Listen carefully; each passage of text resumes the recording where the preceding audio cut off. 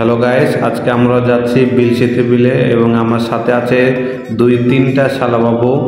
এবং এই বিলশিতের বিলটা হচ্ছে ভবানীগঞ্জ বাজার থেকে 10 কিলো ভিতরে বাগাবাড়ি বাজার। এবং এই বাগাবাড়ি বাজারে আমার খালা শাশুড়ির বাসা এবং আমার খালা শাশুড়ির 2টা ছেলে, অর্থাৎ আমার 2টা শালা।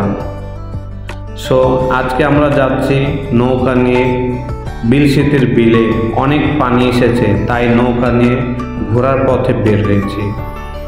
আজ এই সুন্দর মনোরম পরিবেশে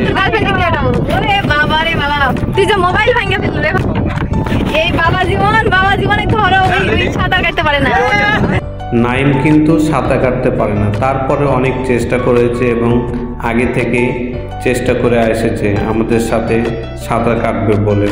সে অনেক খুশি। আর আমি কখনো নদীতে গোসল করিনি, তাই আজ শালার সাথে গোসল করার জন্য লাফ মেরে দিয়েছি। গোসল করার জন্য মূলত আমরা আগে থেকে লুঙ্গি গেঞ্জি এগুলো সাথে করে নিয়ে এসেছিলাম এবং 3 জনা মিলে গোসল করার মজাই আলাদা। অনেক গর্ত ছিল, তাই থাও পাইনি, তারপরে অনেক চেষ্টা করেছি। শিখেছে বাবা জীবন সাঁতার কাটা। আর ওজন বেড়ে যাওয়ার কারণে আমি নৌকাতে উঠতে পারছিলাম না, তাই রাজু আমাকে সাহায্য করেছে, নাহলে কখনোই আমি উঠতে পারতাম না। আর পানিতে এতই ঢেউ ছিল, মাথা খারাপ। বিভিন্ন ধরনের স্টাইল করে সে লাফ মারছিল এবং আমিও চেষ্টা করছিলাম, কিন্তু পারিনি।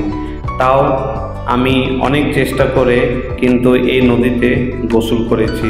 এই বিলশিতে বিলে অনেক পানি এসেছে, দূর যাইতে আমি আর ফিরে আসতে পারছি না, খুব কষ্ট হচ্ছিল।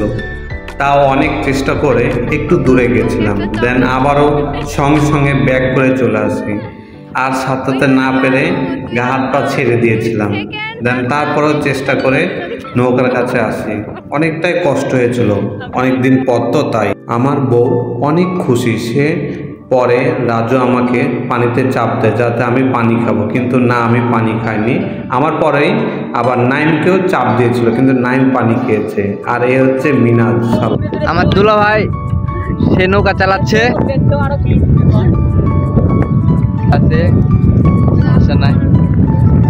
আপু মরার মুখের থেকে ফিরে চলে এসেছে।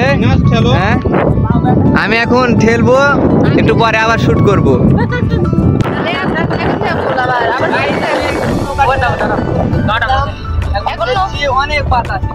কিন্তু বাতাসের কারণে খেলতে পারছে না। প্রতিযোগী যতবার দৌড় প্রতিযোগিতা হয়েছে, সাঁতার প্রতিযোগিতা হয়েছে, ততবারই ফার্স্ট হয়েছে। ঠিক আছে, সবাই ভালো থাকেন, সুস্থ থাকেন, দোয়া করেন। আল্লাহ হাফেজ। পরবর্তী ভিডিও নিয়ে আবারও আসবো।